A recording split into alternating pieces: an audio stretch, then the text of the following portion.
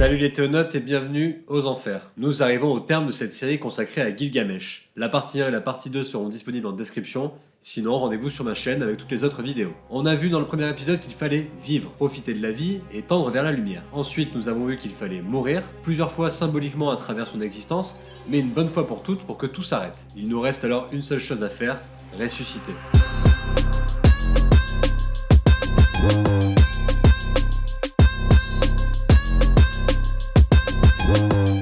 On appelle souvent le séjour des morts les enfers, mais en Mésopotamie il a eu plusieurs noms, et certains de ces noms reflètent surtout sa topographie. Le nom de cet endroit par exemple en akkadien est Aralu, qui signifie grand en bas. On a aussi Ereshtu qui veut dire terre, ou encore Irkala qui veut dire la grande cité. En sumérien, les enfers s'appellent le Kour, qui signifie littéralement la montagne. Peut-être que vous connaissez d'autres noms, n'hésitez pas à me les partager en commentaire. La section commentaires c'est juste en dessous du bouton là où il y a écrit abonner avec un pouce et une cloche. Le mot enfer, lui, en français, vient du latin infernus ou infernus. J'ai pas fait de latin, donc je ne sais pas comment on prononce. En revanche, je sais que le mot signifie grand en bas. Nous sommes donc sur une descente en termes d'image, on a besoin de rentrer, de descendre en nous-mêmes. Et cette descente aux enfers a un nom, ça s'appelle la catabase. Catabase signifie littéralement descente aux enfers. C'est un leitmotiv mythologique et religieux qu'on va retrouver sur une très longue période de temps dans l'histoire des religions. D'ailleurs, un des plus grands récits de descente aux enfers nous vient d'Italie. Il a été écrit au XIIIe siècle par un auteur qui s'appelle Dante Alighieri. Le récit s'appelle la Divine Comédie. C'est un récit initiatique dans lequel l'auteur, Dante, rencontre la star des stars pour lui, Virgile, un auteur latin qui a d'ailleurs écrit l'Énéide. Accompagné de Virgile, il va passer par les étapes de l'après-vie d'après les catholiques, à savoir l'enfer, le purgatoire et le paradis. Ici, ce qui nous intéresse, c'est l'enfer, et ce qui est d'autant plus intéressant, c'est qu'il commence par l'enfer. Ça paraît un peu illogique, et pourtant, le texte s'ouvre en nous disant « Au milieu du chemin de notre vie, je me trouvais dans une forêt sombre. La route où l'on va droit s'étant perdue. » Dès le départ, on sent que ça va être un récit initiatique sur une introspection. Il commence par l'enfer, il doit connaître le pire afin d'atteindre le paradis, ce qui est soi-disant le meilleur. La catabase donc a pour but premier de nous trouver en nous-mêmes, de chercher notre part d'ombre afin qu'il en sorte le meilleur de nous. C'est comme une thérapie au final, nous y reviendrons bientôt. Mais les récits de descente aux enfers ne datent pas de Dante Alighieri en Italie. En Mésopotamie déjà, on en a un hyper connu, que les historiens ont appelé Inanna aux enfers. On ignore son vrai titre d'après les Mésopotamiens. Inanna en sumérien, vous le savez, c'est Ishtar en akkadien, c'est la grande déesse de l'amour et de la guerre. Et dans ce récit, elle descend voir sa sœur Ereshkigal, la maîtresse des lieux. Ereshkigal est la déesse de l'enfer, c'est clairement elle qui maîtrise les enfers depuis le début de l'histoire de la Mésopotamie. Le nom de cette déesse signifie la dame de la grande terre. Encore une fois, on est sur une topographie. Elle a eu plusieurs maris, son dernier mari en date s'appelle Nergal, c'est un ajout tardif, mais dans l'histoire que je vais vous raconter, elle a un premier mari décédé, qui s'appelle Gugalana. Et Inanna descend aux enfers, car ce Gugalana est décédé. Voyons voir comment et pourquoi.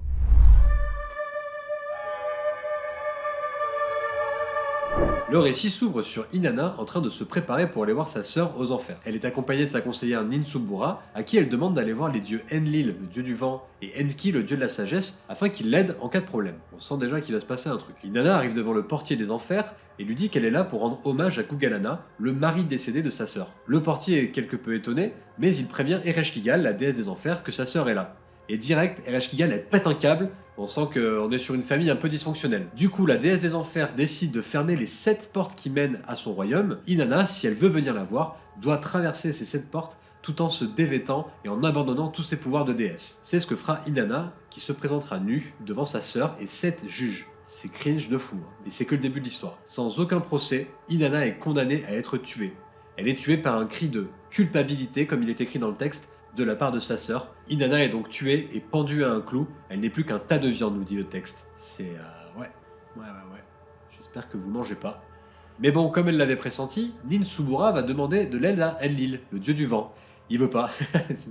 Lui, il me fait trop rire. Il est jamais chaud, hein. Franchement, c'est vraiment un petit bâtard. Ensuite, elle demande de l'aide à Sin, le dieu de la lune. Et lui non plus, il veut pas. C'est vraiment...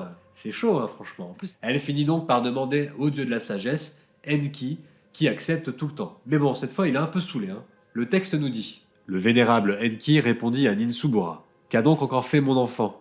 Elle m'épuise. Qu'a donc encore fait Inanna? Elle m'épuise.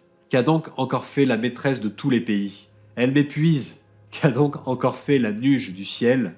Elle m'épuise. » Bon, on est sur un truc très paternaliste. Toujours est-il que Enki va aider Inanna en créant 2 êtres asexués, qui vont permettre à Inanna de sortir des enfers. lorsque ces deux êtres asexués arrivent aux enfers, on apprend qu'Ereshkigal est enceinte. Elle est veuve et en plus elle est enceinte. Pas cool, effectivement. Ils la piègent quand même et réussissent à trouver le cadavre d'Inanna, et avec un peu d'herbe magique, je sais pas ce que ça veut dire, mais avec un peu d'herbe magique, ils réussissent à faire revenir à la vie la grande déesse Inanna. Mais on ne part pas du pays sans retour comme ça. C'est d'ailleurs écrit dans le titre, sans retour, il y avait un indice. Les 7 juges, qui s'appellent les Anuna, rien à voir avec les extraterrestres ou les vidéos cheloues, les Anuna sont des juges. Les 7 juges lui disent: si tu veux partir des enfers, il faut qu'il y ait une compensation. Tu dois ramener quelqu'un à ta place. Ils veulent Ninsubura. Ah non, c'est mort. Inanna refuse. Il demande son cocher, son ménestrel, son leader. Elle refuse. Ces gens sont trop importants pour elle. Lorsqu'elle rentre chez elle, par contre, Inanna découvre son mari, Dumuzi, le dieu berger, le dieu pastoral. Et il a pas l'air trop attristé par la disparition de sa femme, ce qui la rend ouf, hein, ça s'entend. Elle décide donc que ce sera lui qui la remplacera aux enfers. Ça rigole pas, les sœurs Ereshkigal Inanna. Bon, Dumuzi, il a pas envie d'aller aux enfers, ça s'entend. Il demande de l'aide à Utu, le dieu soleil, afin qu'il le transforme en serpent, ce qui lui permettra peut-être d'échapper à sa femme. Utu accepte et transforme Dumuzi en serpent. Je tiens à préciser que Utu est le frère d'Inanna. Il aide son ennemi, entre guillemets. Belle famille. Hein. Mais bon, Dumuzi se fait griller et est ramené donc aux enfers. Dumuzi demande de l'aide à sa sœur car il ne veut pas finir seul aux enfers, et on finit par convenir d'une alternance entre lui et sa sœur qui iront 6 mois aux enfers chacun. Elle a rien demandé, hein. Elle est finie aux enfers. Le texte se termine sur une louange à Ereshkigal, la déesse des enfers, et c'est une formule qui revient souvent d'ailleurs, ça s'appelle une doxologie. C'est la manière dont on salue les dieux à la fin d'un texte. Tout comme le mythe grec de Perséphone, on pourrait voir dans l'alternance de Dumuzi et sa sœur l'alternance des saisons. En effet, Dumuzi est un dieu pastoral qui représente la végétation, l'abondance. Le fait qu'il soit aux enfers pourrait signifier l'hiver quand il n'y a rien sur la terre. Mais il existerait un tout autre sens, une analyse directement liée à l'épopée de Gilgamesh. C'est pour ça qu'on est là, hein, de toute façon, pour parler de lui. Nous savons que Ereshkigal et Inanna sont sœurs, et que Gugalana, le mari d'Ereshkigal, vient de mourir. Dans ce cas, pourquoi Ereshkigal serait en colère contre sa sœur qui vient rendre hommage à son mari? Eh bien, c'est parce que selon certains chercheurs, Gugalana ne serait autre que le taureau céleste. Oui, oui, le taureau céleste que Gilgamesh a abattu et dont il a envoyé une cuisse à la tronche d'Inanna. Ce serait lui. Et qui a demandé le taureau céleste afin de se battre avec Gilgamesh? Eh oui, c'est Inanna.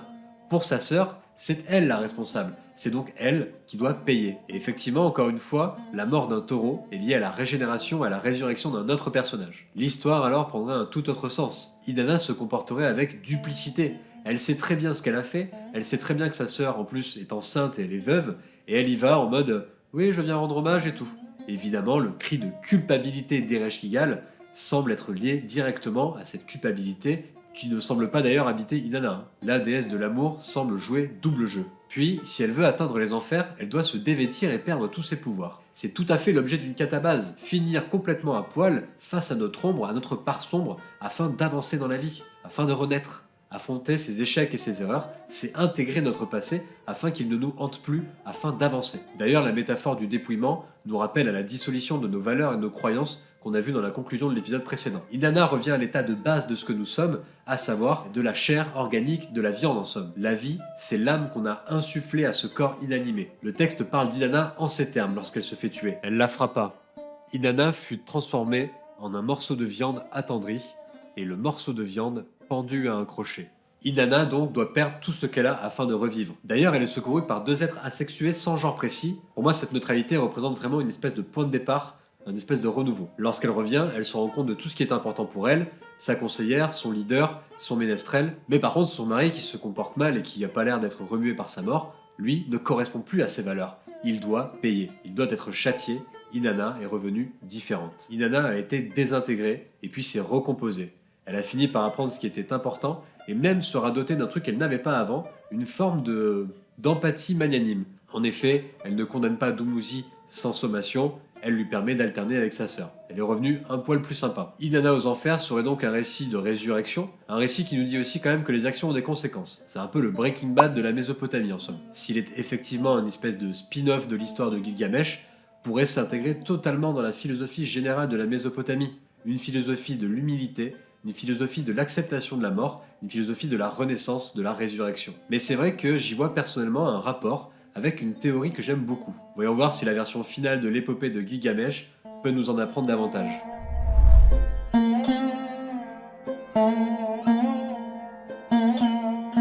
Intégrer signifie étymologiquement réparer, remettre en état. C'est clairement ce qu'ont fait les archéologues autour de l'épopée de Gilgamesh en essayant de recoller les morceaux afin de nous offrir un texte complet et uniforme. La version paléo-babylonienne de l'épopée Gilgamesh aurait été écrite autour du XVIIIe siècle avant Jésus-Christ, puis ensuite la version dite ninivite, la version standard car on l'a retrouvée à Ninive, a elle été écrite autour du XIIIe siècle.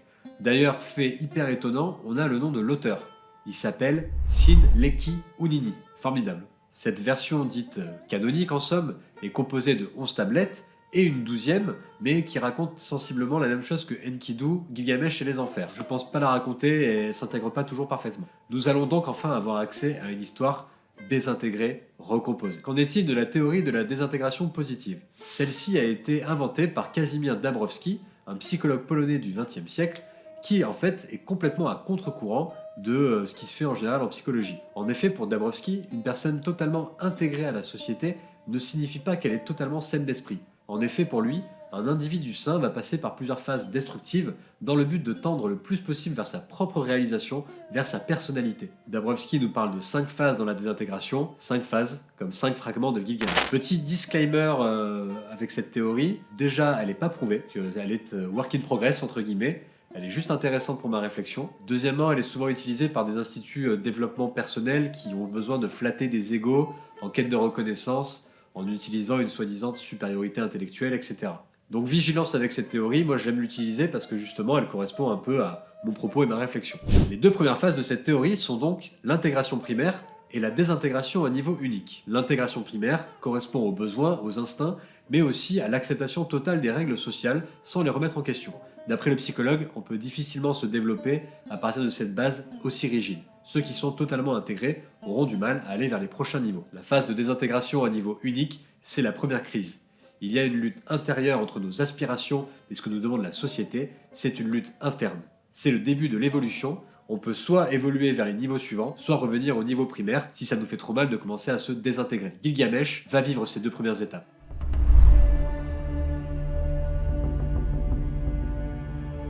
Avant toute chose, certains noms risquent de changer, surtout ceux des dieux, car désormais nous sommes en akkadien, au XIIIe siècle, et non plus en sumérien comme avant. Gilgamesh donc est le roi d'Uruk, et c'est un putain de sale type. C'est un tyran. Il opère un droit de cuissage sur les femmes, et il envoie les gars à la guerre comme ça sans raison. Tout le monde le déteste, le peuple en a marre de lui. Il demande aux dieux de faire quelque chose, et les dieux décident de créer un humain sauvage qui va rivaliser avec Gilgamesh. Cet humain sauvage, c'est Enkidu. Enkidu n'est pas donc le serviteur comme avant, il est un humain sauvage créé par les dieux afin de faire tomber Gilgamesh qui abuse de son pouvoir. Enkidu se balade dans la steppe et est vu par un chasseur. Ce chasseur va prévenir Gilgamesh et lui dit « Il y a un mec sauvage, il veut te buter ». Gilgamesh a un plan, c'est de civiliser Enkidu afin qu'il ne soit pas pris par le désir d'attaquer le roi. Pour le civiliser, on l'envoie chez une courtisane qui va lui apprendre les choses du sexe. Pour les Mésopotamiens, il semblerait que la sexualité humaine nous différencie de l'animal. C'est donc un Enkidu civilisé qui arrive à Uruk et qui découvre un roi Gilgamesh en train d'abuser d'une jeune fille. Enkidu est fou de rage et commence à se battre avec Gilgamesh. Mais les deux sont égaux, ils ont la même puissance, la même force et ils sont capables de rivaliser l'un avec l'autre, le combat n'a pas d'issue. Et cette similitude va les faire se reconnaître l'un dans l'autre. Petit à petit, ils vont se rendre compte qu'ils sont égaux, qu'ils sont les deux faces d'une même pièce. Ils deviennent alors amis. Gilgamesh et Enkidu vont développer un lien incroyablement profond. Ils seront même plus que des amis, car la mère de Gilgamesh va adopter Enkidu, ils seront frères. Là, on a une petite lacune dans le texte, mais il semblerait que Enkidu soit dans une sorte de dépression. Il est triste et il s'ennuie. Gilgamesh lui propose alors de partir à l'aventure, de partir battre Umbaba, qui garde la forêt de cèdre. On connaît. Tout le monde a l'air plutôt chaud, le conseil de sages encourage Gilgamesh à le faire. La mère de Gilgamesh fait un rituel avec Shamash, le dieu soleil, c'est l'équivalent de Hutu en akkadien. Puis, c'est le départ pour Gilgamesh et Umbaba, le fragment 2. C'est sensiblement la même histoire. En chemin, Gilgamesh fait 2 cauchemars qui s'avèrent être de bons présages. Ce sont des cauchemars qui lui annoncent qu'il va être victorieux sur Umbaba. Arrivé à la forêt, Umbaba les accueille avec un cri épouvantable. Les deux amis reviennent à la charge et se battent contre lui. Ensuite, Umbaba est capturé et comme dans le fragment qu'on connaît, c'est Enkidu qui dit à Gilgamesh « Vas-y bute-le, vas-y bute-le ». Mais devant l'hésitation de son roi, Enkidu s'occupe de couper la tête d'Umbaba lui-même. Ils abattent des arbres et gardent le plus haut des cèdres pour le dieu Enlil, un petit peu parce qu'ils se sentent coupables de ce qu'ils ont fait, ils savent que c'est mal encore une fois, mais aussi pour lui fabriquer une porte à Uruk, une magnifique porte en cèdre pour lui. Cette partie du récit s'arrête alors que les deux amis rentrent avec la tête d'Umbaba sous le bras, on ignore ce qui se passe sur le chemin du retour. En revanche, lorsqu'on revient à Uruk, Gilgamesh est en train de se faire un peu BG. Il met des petits habits, il met de la laque dans les cheveux, il se fait beau, et il se fait clairement draguer par Inanna, qui veut le choper quoi. Mais Inanna étant très connue pour ses frasques amoureuses, Gilgamesh la remballe. Mais alors, écoutez plutôt. Non, je ne veux pas de toi pour épouse. Tu n'es qu'un fourneau qui s'éteint au froid, une porte branlante qui n'arrête ni courant d'air ni vent, un palais qui s'écrase sur ses plus braves défenseurs. Ça me fait mourir de rire. Et il continue comme ça, et ma préférée, tu es une sandale qui blesse son porteur. On comprendra donc que Gilgamesh n'a pas envie d'être avec Inanna. C'est ce qu'on appelle une belle veste, et il continue en plus de ça en lui citant tous les amants et tous les problèmes qu'elle a causés avec ses amants. Bref, Inanna est évidemment furieuse, on sait ce qu'elle fait, elle demande à appeler le taureau céleste. On connaît, le taureau fonce sur la ville, casse tout, Gilgamesh et Enkidu arrivent, ça se fight, on envoie des cuisses de taureau sur les visages des déesses, c'est la même histoire. Petite différence notable, il donne le cœur en offrande au dieu Shamash. Rappelez-vous avec Mitra, le soleil récupérait des morceaux du taureau. Intéressant. Ishtar est dévastée et elle pleure sur le cadavre du taureau, et Gilgamesh et Enkidu se pavanent avec les cornes du taureau dont ils ont fait un objet de vénération. Mais hélas, c'est la fin de l'abondance, comme dirait l'autre, Enkidu va mourir. Il a quand même affronté la déesse, et c'était pas hyper sympa de jeter la cuisse. Il sera donc puni, le plus grand des châtiments. Il va mourir. Il est averti en songe, et cette fois, l'inversion des valeurs en songe ne fonctionne pas. Gilgamesh essaie vaguement de rester positif, mais c'est la fin pour Enkidu. C'est une mort qui sera traumatisante pour Gilgamesh, et le réel déclenchement de sa quête. Enkidu représentait sa part animale, sa part primitive, et le voir mourir en lui, c'est une part de Gilgamesh qui meurt avec. Gilgamesh est dévasté. C'est cette image qui provoque le choc en lui, le besoin de vivre pour toujours. Casimir Dabrowski nous dit dans son livre La formation de la personnalité par la désintégration positive ceci. La structure primitive est dissoute par les sentiments déplaisants, tels que l'effroi, la peur, l'agitation, et par les quêtes nouvelles de conjugaison cognitive et émotionnelle, de nouvelles solutions, en rendant des éléments plus sensibles au moyen de la méthode par essai et erreur. Essai et erreur seront deux phares sur le chemin nocturne de Gilgamesh.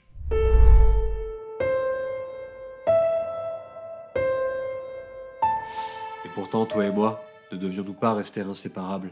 Telles sont les dernières paroles d'Enkidu. Une question laissée en suspens depuis 3000 ans, mais dont nous connaissons la réponse fatale. Gilgamesh se lamente sur le cadavre de son ami, désespéré, puis il commande qu'on construise une statue en son honneur. On enterre Enkidu en grande pompe, on porte le deuil, puis l'ombre, le fantôme, ou l'âme d'Enkidu, descendent vers les enfers. Gilgamesh est traumatisé, la vision de la mort le hante. Devrais-je donc mourir moi aussi? Ne me faudra-t-il pas ressembler à Enkidu? L'angoisse m'est entrée au ventre. C'est par la peur de la mort que je cours la steppe. Cette fois, c'est bien la mort qui motive Gilgamesh. Il part à la recherche d'Utnapishti, le seul survivant du déluge, autrement connu sous le nom de Ziusudra chez les Sumériens. Gilgamesh arrive au mont Jumeau, une montagne donc, gardée par deux monstres, des hommes scorpions qui lui demandent qu'est-ce qu'il fait là. Il explique ce qu'il a vécu et ce qu'il veut faire. Les hommes scorpions le laissent pénétrer dans la montagne. Là, Gilgamesh doit traverser un tunnel sous la montagne, un tunnel sombre qui dure plus de 100 km. Rappelez-vous que le nom des enfers en sumérien est le Kour, qui signifie montagne. Tout comme Ishtar, Gilgamesh doit traverser un couloir sombre dans lequel ses habits devront être déchirés. D'ailleurs, au chapitre suivant, il se plaindra de sa condition physique. C'est Aion qui l'habille et son aspect amaigri. Gilgamesh finit par sortir de ce tunnel et y voit un jardin merveilleux où les pierres précieuses poussent directement sur les arbres. Puis, une lacune dans le texte, et Gilgamesh termine sur une plage paradisiaque. Là, il rencontre Chidori. C'est une tavernière avec un aspect quelque peu surnaturel. Au début, elle prend peur quand elle le voit arriver, puis finalement, il la rassure. Il lui demande son chemin. Dans la version ninivite, elle lui indique simplement. Mais dans une version antérieure, elle propose à Gilgamesh une vision qu'on dit un peu épicurienne de la vie. Elle l'invite à profiter. Elle lui dit « Toi, plutôt, remplis-toi la panse. Demeure en gaieté jour et nuit. Fais quotidiennement la fête. Danse et amuse-toi jour et nuit. Lave-toi, baigne-toi, accoutre-toi d'habits bien propres. Regarde tendrement ton petit qui te tient par la main et fais le bonheur de ta femme serrée contre toi. Car telle est l'unique perspective des hommes. » On retrouve ce thème cher aux Mésopotamiens, vivre et profiter de la vie. Mais Gilgamesh ne lâche pas l'affaire et continue son voyage. Il rencontre ensuite un nocher. C'est comme un cocher mais sur l'eau. Il s'appelle Urshanabi. Ce dernier doit lui faire traverser de l'eau, un fleuve, afin de rejoindre Utnapishti de l'autre côté du rivage. Gilgamesh arrive devant Utnapishti, le seul survivant du déluge, le seul immortel au monde. L'immortel s'enquiert de l'état de Gilgamesh, qui est clairement amaigri, famélique, inquiétant, et il l'enclin à faire demi-tour et aller s'occuper de son royaume, direct. Mais Gilgamesh insiste. Utnapishti, lui, insiste aussi. Tout comme la tavernière, il rappelle à Gilgamesh la condition des hommes, qui est de mourir. Après cette petite leçon de vie, Utnapishti instruit Gilgamesh d'un grand secret, l'histoire du déluge, l'histoire que l'on a vue dans le premier épisode avec Ziusudra, mais aussi l'histoire de Noé que l'on connaît. Un peu pour expliquer que Utnapishtim a une raison d'être immortel. C'est le seul qui le sera de toute l'histoire de l'humanité. Pourquoi Gilgamesh, lui, accéderait à ce privilège sans aucune raison? Gilgamesh veut quand même l'immortalité. Il doit donc subir un test de la part d'Utnapishtim. Il doit réussir à ne pas dormir pendant 6 nuits et 7 jours. Mais bon, Gilgamesh s'endort direct, et pour prouver à Gilgamesh qu'il a bien dormi pendant 7 jours, Utnapishtim fait faire du pain à sa femme, qu'il dispose devant le roi. Chaque étape du pain dans son pourrissement sera une preuve de la semaine qui est passée. Gilgamesh, évidemment, ne peut pas lutter contre les fées, il est dévasté, il n'aura pas l'immortalité. Alors, le noché Urshanabi le lave, le coiffe, le rhabille, c'est une renaissance pour Gilgamesh qui va repartir à Uruk sans rien. Triste, il s'éloigne du rivage. C'est alors que la femme d'Utnapishtim est prise un petit peu de culpabilité envers Gilgamesh et demande à son mari de faire un geste. Utnapishtim accepte et il révèle l'existence d'une plante de jouvence au fin fond du fleuve sur lequel il se trouve avec Urshanabi. Gilgamesh, sans hésiter, plonge au fond et récupère la plante dont il s'empare afin de rentrer chez lui. Il est heureux. Il ne sera pas immortel, mais en tout cas il pourra se régénérer régulièrement en ne vieillissant pas. C'est un compromis en somme. Gilgamesh, heureux, se baigne lors de son voyage afin de se laver, et pendant ce temps, un serpent lui dérobe sa plante de jouvence, ce qui expliquera par la suite pourquoi ce reptile change de peau, pourquoi il fait une mue. Gilgamesh se lamente encore une fois, il revient de ce voyage sans rien. Gilgamesh arrive à Uruk avec le noché Urshanabi, et ensemble ils montent sur les remparts de la ville. Là, Gilgamesh, avec orgueil, montre jusqu'où s'étend cette ville dont il est le roi. Ainsi se termine enfin la grande épopée de Gilgamesh. Toujours à l'aide de Dabrowski, ces étapes ressemblent aux phases 3 et 4 de sa théorie. La troisième phase s'appelle la désintégration spontanée à niveau multiple. La quatrième phase, elle, s'appelle la désintégration organisée à niveau multiple. La phase de désintégration spontanée à niveau multiple est une phase de négativité. L'individu se constate dans ses échecs et ses erreurs alors qu'il veut accéder à une forme idéale de personnalité. Il n'arrive pas à être à la hauteur de ses propres ambitions. Il veut être meilleur, il veut être la meilleure version de lui-même, mais il est en échec. Et il le vit mal, il se flagelle, il s'en veut. Celui qui veut être meilleur, par son échec, ressent un profond sentiment d'infériorité. Dabrowski nous dit: en un sens, contrevenir à une valeur qu'il a déjà acquise fait éprouver à l'individu en voie de développement un sentiment de trahison envers lui-même. Un individu en développement ne peut pas toujours se maintenir au niveau optimal du développement. C'est exactement les étapes que traverse Gilgamesh lorsqu'il croit à son idéal, l'immortalité, et qu'il voit bien qu'il ne le mérite pas et qu'il ne l'atteindra pas. D'ailleurs, la preuve, il n'est même pas capable de rester éveillé une semaine. Personne ne peut faire ça, mais là, en l'occurrence, vu son idéal, il pensait y arriver. Hélas, non. L'idéal n'est pas fait pour être atteint, on en a déjà parlé. La quatrième phase de Dabrowski, donc, la désintégration organisée à niveau multiple, est la phase où on accède à ses valeurs. Enfin, mais on réussit un petit peu à être sympa avec nous-mêmes, en quelque sorte. On ressent vachement moins de culpabilité. Dans cette phase, on crée une nouvelle hiérarchie des valeurs, une hiérarchie qui nous est propre, des valeurs qui nous sont propres, pas forcément en accord avec la société et les gens qui sont intégrés primairement. Nous devenons de plus en plus nous-mêmes. C'est exactement ce que fait Gilgamesh quand il revient chez lui et qu'il s'enorgueillit de la ville. Il a compris que le plus important, c'était d'être roi. On accepte souvent l'idée qu'il est devenu un meilleur roi, moins tyrannique, mais le texte ne le dit jamais en vrai. Il n'est jamais écrit que Gilgamesh a appris une leçon. Ce qui nous fait croire qu'il a appris quelque chose, c'est la lecture que nous faisons du texte, c'est l'exégèse que nous en faisons, l'analyse que nous en faisons. C'est nous qui apprenons à travers lui, ce que lui n'a pas l'air d'apprendre d'ailleurs. C'est donc le regard que l'on porte sur ce récit qui en fait un récit initiatique d'un homme qui est descendu très bas pour remonter très haut. C'est le message que nous voulons voir.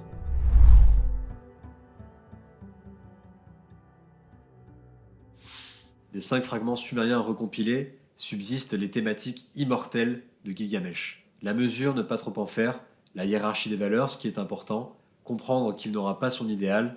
Tous les malheurs qu'aura traversé Gilgamesh lui auront donc permis de se désintégrer positivement. Sa désintégration est positive. Il revient à l'essentiel, être le roi de sa ville qu'il chérit tant. Mais en vrai, ceux qui atteignent vraiment le niveau ultime de la désintégration positive, c'est nous, à travers Gilgamesh. C'est en lisant l'histoire de l'épopée et en s'identifiant à Gilgamesh que nous accédons à notre propre personnalité. Il nous accompagne et il nous guide face à cette solitude que l'on ressent lorsqu'on crée nos propres valeurs face à celles de la société, avec lesquelles on n'est pas toujours en adéquation. Il est un peu notre Virgile quand nous sommes le Dante. Lorsqu'on veut être nous-mêmes, on passe souvent dans un tunnel noir et on finit par enlever les habits d'apparat qu'on revêtait jusque-là. On devient de plus en plus nous-mêmes, mais d'abord il faut se mettre à nu et s'affronter à l'intérieur. Il faut descendre en nous, c'est la catabase. Il n'y a rien de mal à souffrir, à être en lutte avec nous-mêmes, si cette lutte nous permet le besoin vital de nous accomplir. Et nous devons, d'après Dabrowski, devenir comme sujet et objet de notre propre existence. Sujet, car nous la vivons et nous la traversons pleinement. Objet, car nous l'observons. Il faut être au-dessus de nous et se regarder agir afin de s'assurer que nous sommes en adéquation avec nous-mêmes. C'est ce qu'on appelle la métacognition. Nos vies sont d'éternels recommencements, des scénarios de vie qui se répètent inlassablement, mais dont nous pouvons nous échapper en plongeant en nous-mêmes et en affrontant notre ombre. Le but ultime étant l'intégration secondaire, d'après Dabrowski. La phase où nous avons été réparés, nous avons été remis en état, comme les fragments de Gilgamesh, c'est la phase où nous devenons nous-mêmes, notre personnalité rayonne, et je crois que c'est un voyage que je suis content d'avoir accompli. Merci à tous d'avoir suivi cette trilogie sur l'histoire de Gilgamesh, j'espère sincèrement que ça vous a plu et intéressé, sachant que pour moi c'était un régal, parce que ça a changé à 2-3 endroits de ma vision de l'existence, sur la religion, mais aussi sur ma vision de la vie en général. Merci à Gilgamesh et son histoire. Je pense que je ferai un épisode de conclusion sur ces nouveaux apprentissages, car c'est la fin de ce premier cycle de la chaîne, le cycle 1 de la Mésopotamie.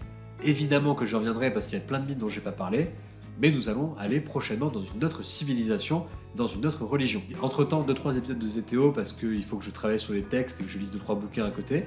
N'hésitez pas à liker, commenter, partager, vous abonner. Merci mille fois pour vos commentaires, ils sont vraiment inspirants.